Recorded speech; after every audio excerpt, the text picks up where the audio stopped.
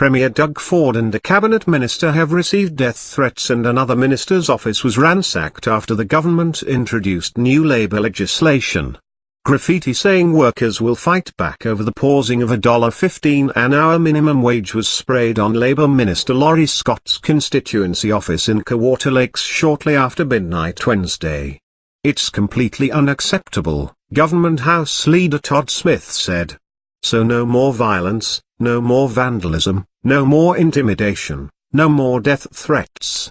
Police are investigating, and Scott said she doesn't know who is responsible for the actions but sees a clear link to her bill." Shortly after, Ford and Economic Development Minister Jim Wilson received death threats, Smith said.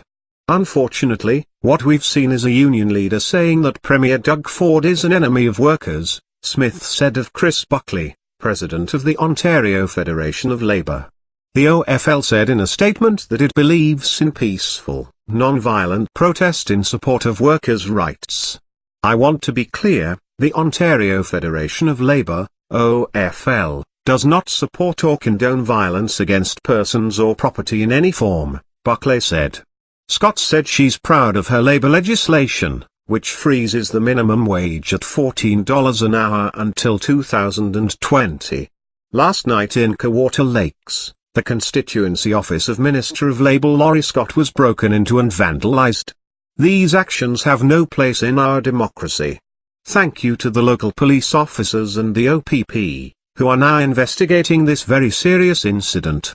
Peaceful protest is fine, but the vandalism, windows were broken, furniture overturned and walls spray painted, is going too far," she said. "I need to protect the workers in our office from this intimidation and bullying," Scott said.